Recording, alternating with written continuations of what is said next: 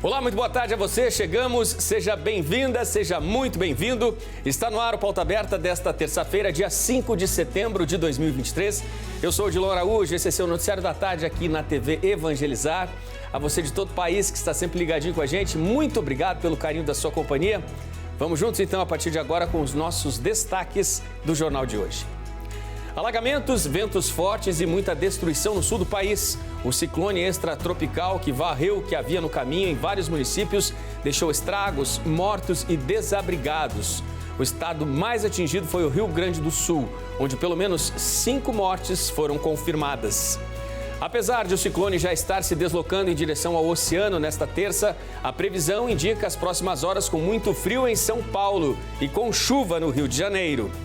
O programa Bolsa Família do governo federal inclui outras 241 mil famílias no mês de agosto. Agora são 21 milhões de famílias beneficiadas. São recursos a mais a tantos desfavorecidos, que também fazem girar mais forte a economia brasileira.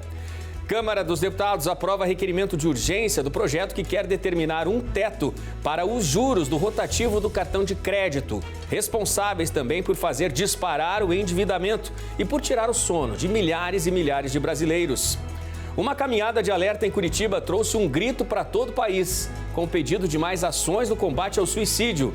É o Setembro Amarelo, que quer abrir os olhos de toda a população pela valorização da vida. No programa de hoje, vamos mostrar mais histórias de uma cidadezinha simples e cheia de devoção localizada no coração do Paraná. Histórias de Manuel Ribas, que está se preparando para a procissão de Nossa Senhora de Salete, no próximo dia 15 de setembro. Vai começar a Bienal de Arte de São Paulo. O tema este ano é sugestivo: Coreografias do Impossível. E ainda uma maratona de desafios impostos a estudantes da Universidade Federal do Paraná. É o Agro Hackathon, em busca de soluções tecnológicas para o mundo do agronegócio. Fique ligadinho com a gente, o Pauta Aberta começou.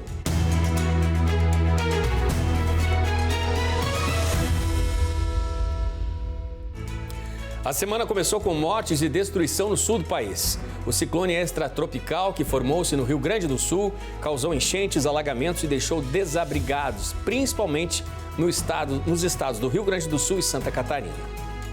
O ciclone extratropical matou 5 pessoas nas cidades de Mato Castelhano, Passo Fundo e Ibiraiaras, no estado do Rio Grande do Sul. Os estragos da virada no tempo começaram a ser vistos ainda durante o dia em mais de 50 cidades, que registraram fortes rajadas de vento, aumento do nível dos rios e pessoas desabrigadas e mortes. As imagens impressionam. A enxurrada arrastou uma casa em Nova Prata, no Rio Grande do Sul. Em Nova Bassano, a cidade está embaixo d'água. Na Serra, uma ponte de ferro desabou com a força da correnteza no Rio das Antas, entre Farroupilha e Nova Roma do Sul. No Rio Grande do Sul, 1.060 pessoas estão em abrigos públicos, mais de 2.700 estão desalojadas, 247 pessoas foram resgatadas pelas equipes, 18.500 foram afetadas diretamente e 2,5 milhões de moradores do Rio Grande do Sul foram atingidos de forma indireta. Mais de 300 casas foram destelhadas. Em Santa Catarina, um homem morreu após o carro em que ele estava ser atingido por uma árvore durante a tempestade e ventos de até 110 km por hora. De acordo com a Defesa Civil, as cidades mais atingidas estão nas regiões Norte, Serra e Vale do Taquari. O ciclone extratropical teve origem num sistema de baixa pressão e se deslocou em direção ao oceano, ganhando intensidade. Enquanto a frente fria avança em direção a São Paulo, o ciclone extratropical que se formou no Rio Grande do Sul deve se afastar do Brasil nesta terça-feira. Mas atenção, os pontos altos das serras ainda podem ter rajadas em torno de 100 km por hora.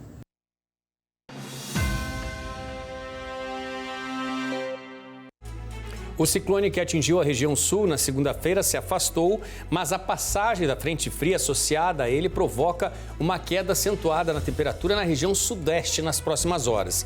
A madrugada já foi chuvosa no estado de São Paulo e ainda temos previsão de mais chuvas. Os termômetros devem registrar a mínima de 15 graus hoje à noite. O ciclone extratropical que causou mortes no sul do país levou à formação de uma frente fria que afeta o tempo no sudeste. O calor que marcou a segunda-feira já não se repete na terça. A temperatura vai cair e tem previsão de chuva moderada na cidade de São Paulo.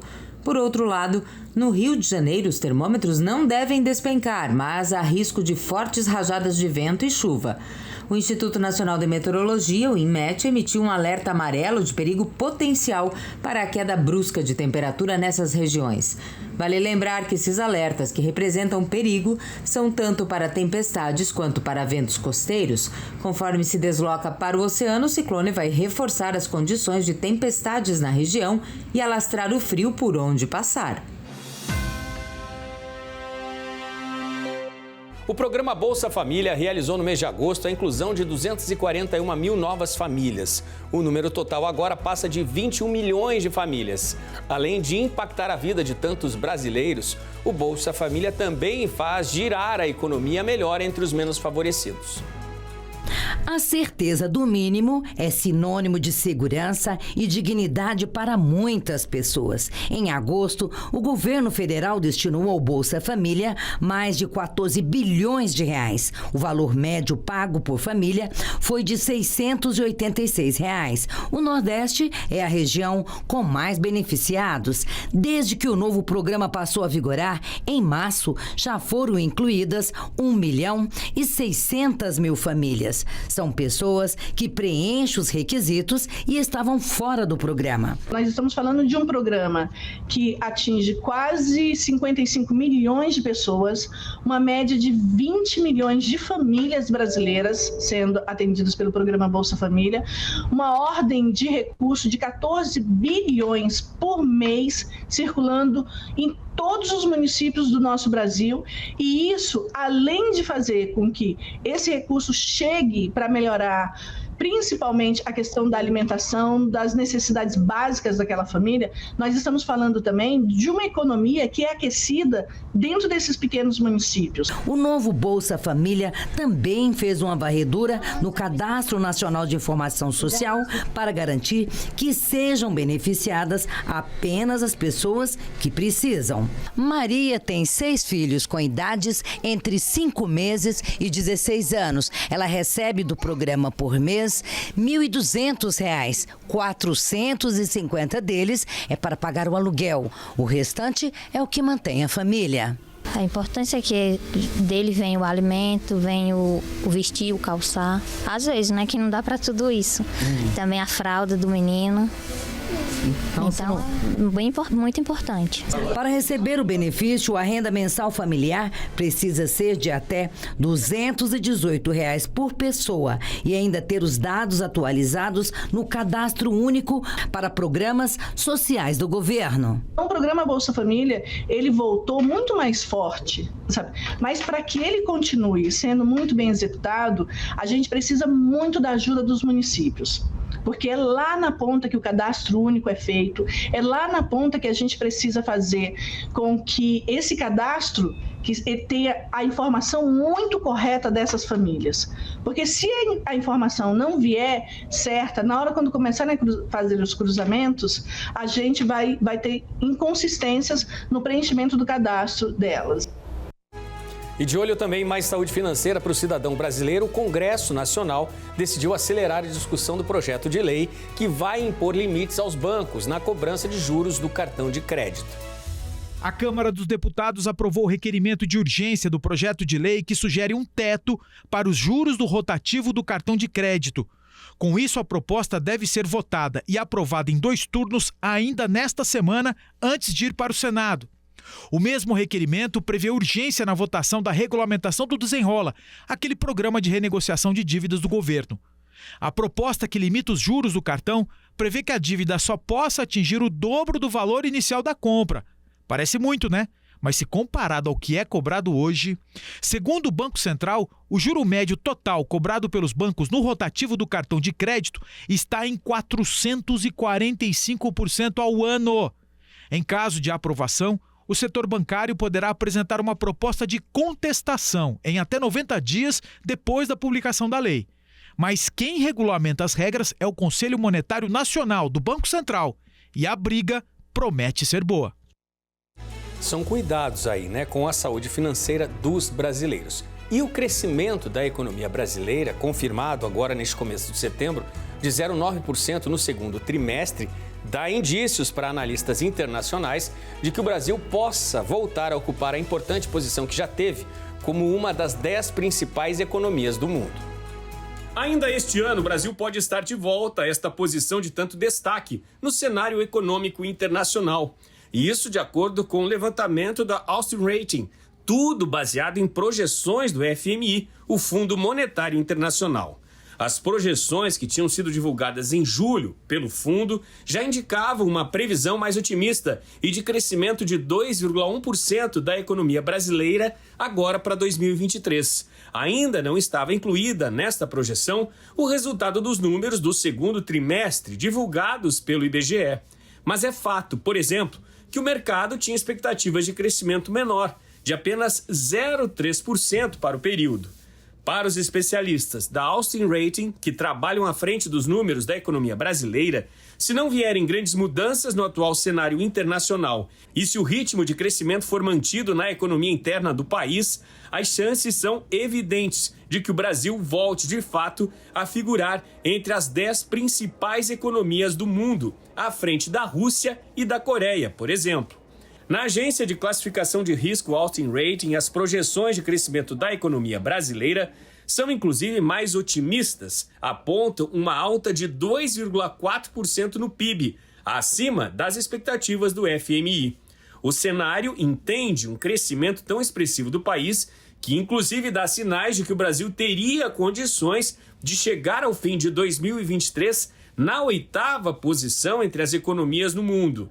Este seria um cenário de crescimento excelente e acima da média do crescimento de outros países.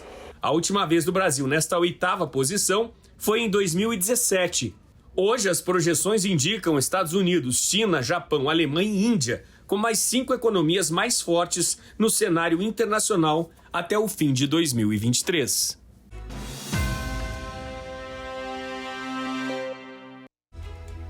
Você não está sozinho. Este foi o lema de uma caminhada que mobilizou uma comunidade de Curitiba neste comecinho de setembro.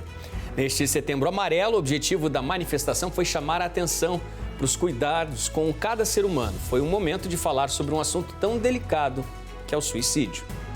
Moradores da Vila Torres, em Curitiba, realizaram uma caminhada pela vida. Com camisetas com o lema "Você não está sozinho", eles percorreram as ruas do bairro entregando panfletos, conscientizando a população sobre a saúde mental. Quem espera que a vida seja feita de ilusão. Essa caminhada, iniciando o mês Setembro Amarelo, significa vamos valorizar a vida, é um dom de Deus.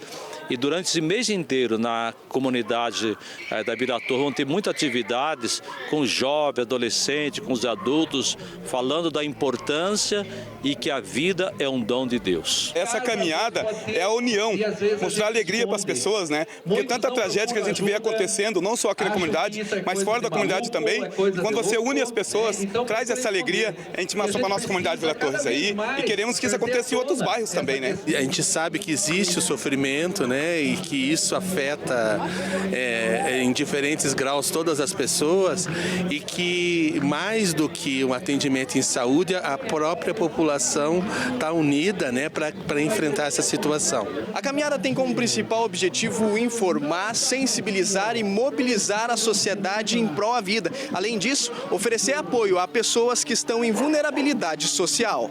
O suicídio é um tema complexo e delicado e que merece toda a atenção da sociedade. No Brasil, segundo dados da Organização Mundial da Saúde, os números são alarmantes, com média de 32 suicídios por dia. Além disso, estima-se que para cada caso existam pelo menos 20 tentativas. O Setembro Amarelo foi criado em 2015 pelo Centro de Valorização da Vida e durante todo o mês diversas atividades são promovidas em todo o país, com o propósito de disseminar informações sobre a saúde mental e desmistificar tabus relacionados ao suicídio e incentivar a busca por ajuda.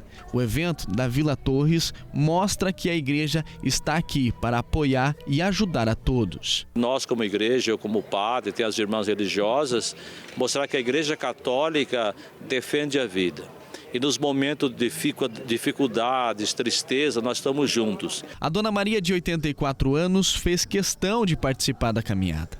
Há mais de 50 anos no bairro, viu a região se transformar e o apoio da população em causas como essa é sempre bem-vinda. Fico muito feliz porque a gente viu que cresceu o bairro, embora que agora tem muitas coisas, mas está muito bom. O povo está mais unido. Um tema tão importante, né? Hoje, para tantos, a vida é tão agitada que às vezes, não por maldade, mas esquecemos de quem está do nosso lado. E bem ao lado essa pessoa dá sinais, discretos que sejam, de que ali pode estar alguém que precise de ajuda. Uma palavra amiga é acolhimento, um abraço também. Estar alerta para ajudar a identificar alguém que esteja precisando de orientação, até da ajuda de um profissional, pode fazer toda a diferença pela vida. Veja no próximo bloco, na Cúpula Africana do Clima, anúncio dos Emirados Árabes indicam 4,5 bilhões de dólares em investimentos na chamada energia verde. A meta é que o continente em breve seja transformado numa potência de sustentabilidade. Vai começar a Bienal de Arte de São Paulo. E também vamos mostrar a você mais um pouco da história de fé e devoção da pequena Manuel Ribas, no interior do Paraná. Cidade que se prepara para a grande procissão de Nossa Senhora de Salete no dia 15 de setembro. O intervalo é rapidinho, a gente volta já.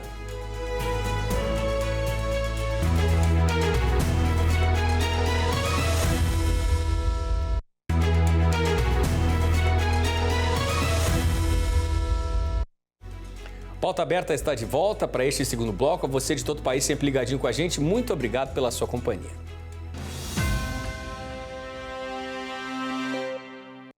Na Cúpula Africana do Clima, que acontece em Nairobi, no Quênia, hoje o governo dos Emirados Árabes anunciou um investimento gigantesco para o desenvolvimento da chamada energia verde no continente. Mais um passo importante na luta contra o aquecimento global, que mostra também a preocupação de grandes líderes mundiais com o futuro do nosso planeta. Os Emirados Árabes Unidos prometeram nesta terça-feira investimentos de 4,5 bilhões de dólares, ou cerca de 22 bilhões de reais na cotação atual, em energias limpas na África. O anúncio foi feito durante a primeira cúpula climática do continente, que quer promover seu potencial verde. Na abertura do evento, na véspera, o presidente do Quênia, William Ruto, afirmou que, se conseguir atrair financiamento, a África tem uma oportunidade sem igual para se desenvolver enquanto luta contra o aquecimento global. Os Emirados Árabes Unidos, que receberão a próxima Conferência das Nações Unidas sobre o Clima em Dubai ainda este ano, anunciaram nesta terça-feira o primeiro compromisso financeiro da cúpula. Sultan Al Jaber, que dirige a empresa petrolífera nacional dos Emirados e a empresa governamental de energias renováveis Masdar, disse que este investimento vai desencadear a capacidade da África de alcançar uma prosperidade sustentável. Um consórcio que inclui a empresa vai ajudar a desenvolver 15 gigawatts de energia limpa até 2030. Segundo a Agência Internacional de Energia Renovável, a capacidade de geração de energia renovável no continente era de 56 gigawatts em 2022. Esta cúpula histórica reúne chefes de Estado, chefes de governo e líderes em economia do continente e de outros países, na capital do Quênia, Nairobi. Apesar da sua riqueza em recursos naturais, apenas 3% dos investimentos globais em energia são feitos no continente africano. O secretário-geral da ONU, Antônio Guterres, pediu nesta terça-feira ao mundo que torne a África uma superpotência de energia renovável. São grandes desafios impostos aos líderes africanos nesta Conferência do Clima que ocorre em Nairobi. Agora eu quero trazer para você uma curiosidade da natureza.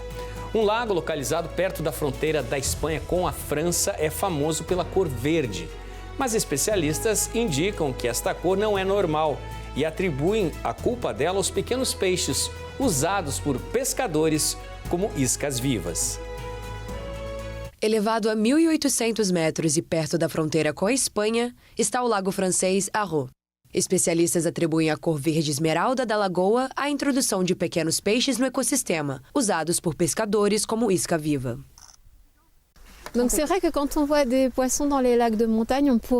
Quando você vê peixes em um lago de montanha, você pode pensar que é um belo lago com vida selvagem local. E não é bem assim. Na realidade, quando vemos peixes num lago de montanha, vemos um ecossistema que foi perturbado e ao qual foi adicionado um componente como os peixes, que não estão naturalmente presentes nos lagos de montanha. Foi introduzido pelo homem. A presença dos pequenos peixes muda todo o ecossistema. Aqueles que conseguiram escapar dos anzóis prosperaram e mudam completamente a cadeia alimentar do lago, alterando a relação que deveria limitar o crescimento de algas no local. Então, eles vão comer os anfíbios que estariam lá naturalmente, os insetos que fazem parte do equilíbrio natural do lago, e também o plâncton, crustáceos tão pequenos que são microscópicos, que não necessariamente vemos ao olho nu e cujo papel é limpar o lago, comer as algas e, de fato, manter a água muito clara, muito pura.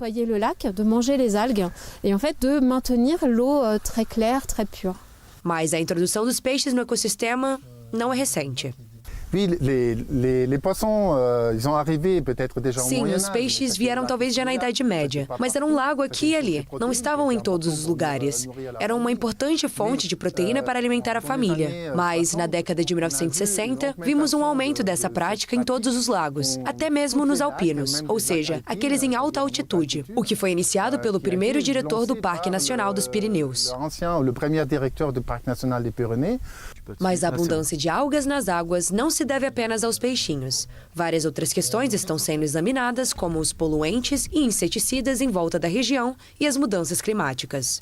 Do outro lado dos Pirineus, na Espanha, lagos verdes são observados desde 2011 por pesquisadores espanhóis e um programa foi lançado 3 anos depois para se livrar dos peixes com redes e técnicas elétricas. Em 2018, o Parque Nacional dos Pirineus da França copiou a iniciativa espanhola, mas descobriu que o peixe havia sido reintroduzido por pescadores.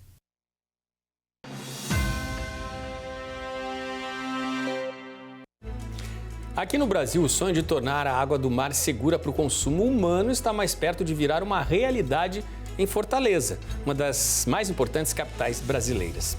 A cidade está a caminho de iniciar as obras da primeira usina de dessalinização da América Latina. Lideranças comunitárias e sociedade acadêmica participam das discussões sobre o projeto criado para diversificar a matriz hídrica do estado.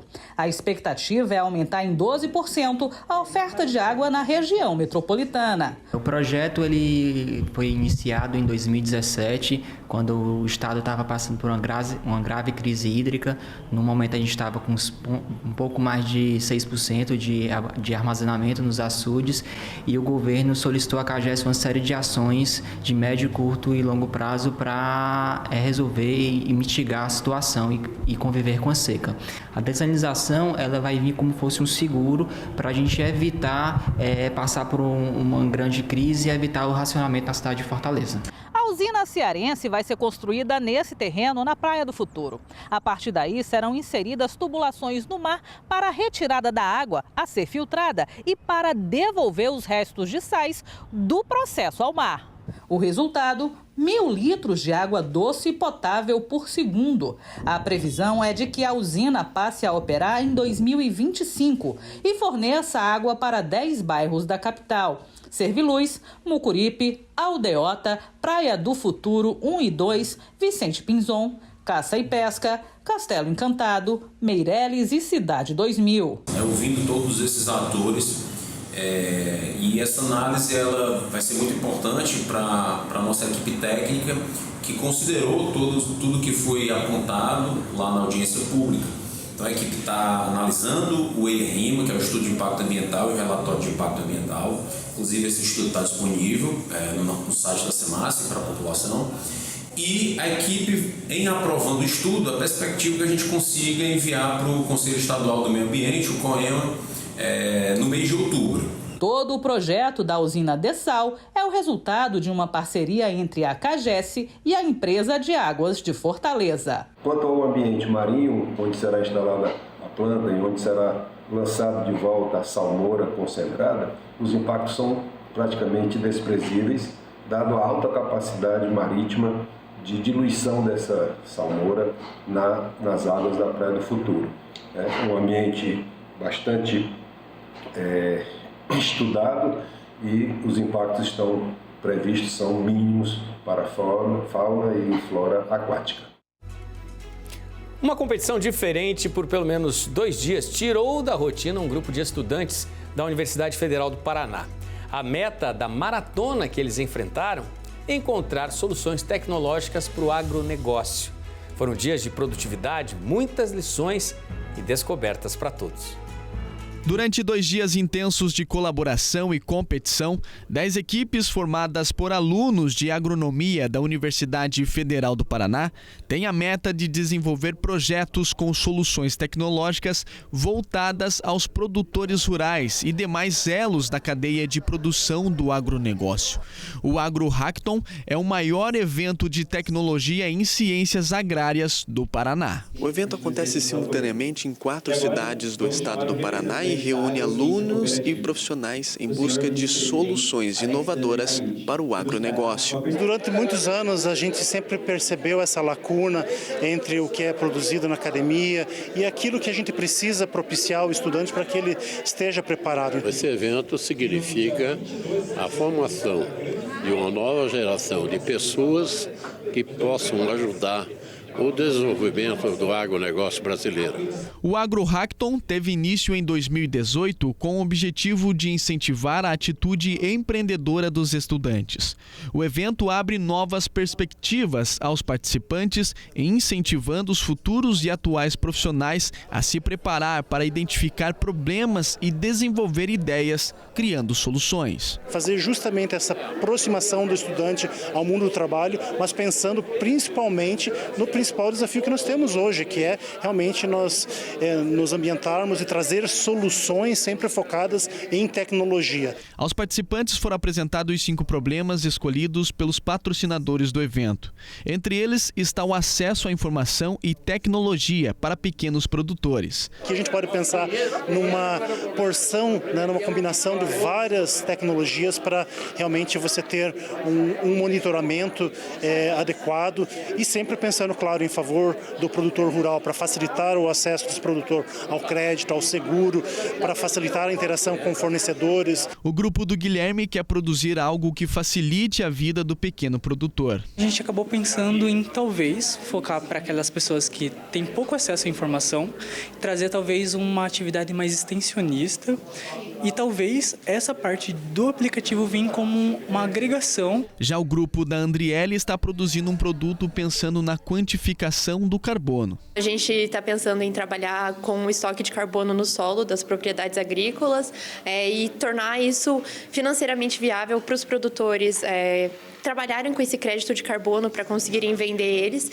No dia 22 é a grande final do evento e cada regional terá uma equipe campeã. Depois disso, um processo que é um processo de pré-incubação para os primeiros colocados. Essa pré-incubação é um período de 6 meses, na qual as equipes terão uma tutoria para, digamos, preparar essa ideia para um processo mais aprofundado de desenvolvimento e realmente para colocar essa ideia em prática. A tecnologia está desempenhando um papel fundamental na transformação do cenário agrícola do estado e eventos como esse oferecem oportunidades de network e parcerias estratégicas para impulsionar ainda mais a inovação no setor do agronegócio. Eu acho que o AgroHackathon é uma possibilidade boa assim, de você também aprender e poder expressar o que você já sabe. É realmente uma oportunidade legal para a gente mostrar as nossas ideias.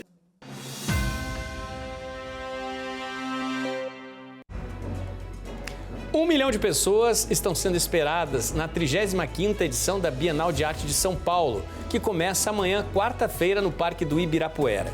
Este ano, o tema é Coreografias do Impossível. Mais de 1000 obras pretendem responder perguntas transcendentais em uma edição pensada por 4 curadores e 100 categorias.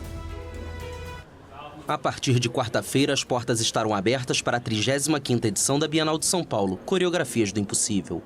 O evento, referência para a cultura no Brasil, reúne cerca de 1.100 obras de 121 artistas de diferentes partes do mundo que tentam responder perguntas transcendentais, como tornar o impossível possível. Quais são as soluções para essas impossibilidades? 4 curadores foram definidos com a proposta de atuar horizontalmente, procurando dissolver estruturas hierárquicas para criar uma edição sem categorias. Estamos ante uma exposição que é... Esta é uma exposição que é muito crítica. É sobre questões afrodescendentes, questões da diáspora. Há arquivos trans, há elementos complexos, mas não é essencialista. Complexos, mas não é essencialista em absoluto. Então, os temas são apresentados não como fragmentados, mas apresentam-se como várias camadas de uma mesma obra. Então, eu diria que nós filosofamos muito sobre o que é o impossível. E o que é impossível? Olha, nós estamos muito otimistas com o público. Nossa meta é voltar a atingir o público de 1 milhão de visitantes que já tivemos no passado. As obras ficam em exposição em um pavilhão no Parque do Ibirapuera, um espaço de 30 mil metros quadrados, até 10 de dezembro. A entrada é gratuita. Você já foi a Manoel Ribas, no interiorzão do Paraná? Conhece a história do município? Ela é cheia de curiosidades. A cidade tem um povo de fé e devoção. E uma das datas mais importantes para Manoel Ribas está chegando. Na sexta-feira da próxima semana, dia 15, a TV Evangelizar vai transmitir a missa de Nossa Senhora de Salete, direto do município aqui no Paraná. Nós vamos mostrar para você de onde vem tanta devoção e contar um pouco mais da história de fé desse município.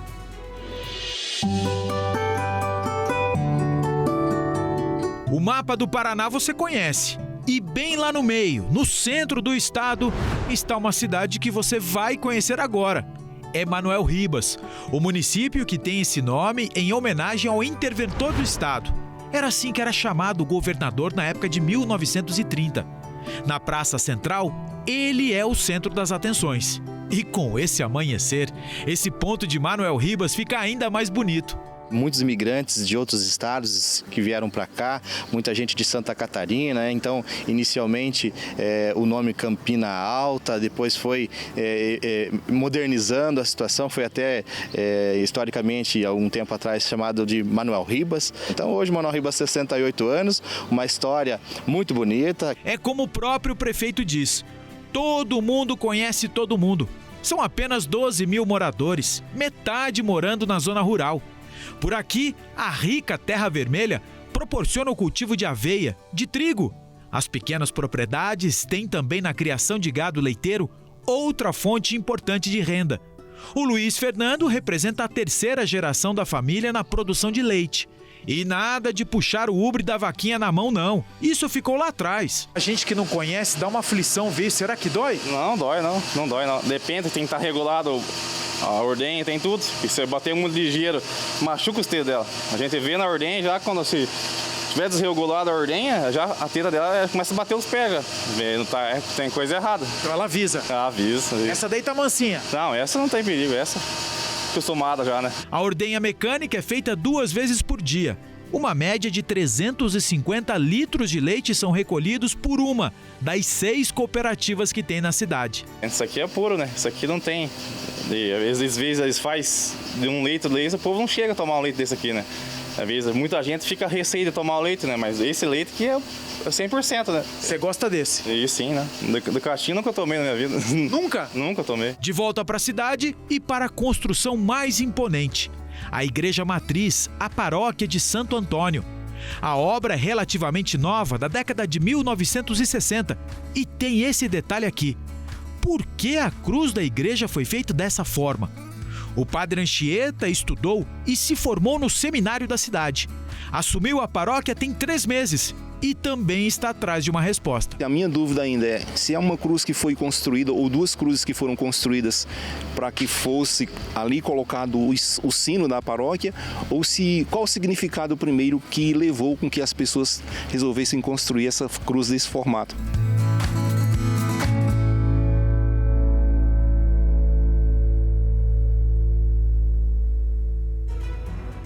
É toda a população, né, da bonita cidade de Manoel Ribas na expectativa neste mês de setembro pela chegada dessa data tão importante de 15 de setembro, né, que é a data da procissão de Nossa Senhora de Salete. E o Pauta Aberta desta terça-feira está ficando por aqui. Muito obrigado pela sua companhia. A gente tem novo encontro marcado para amanhã. Até lá.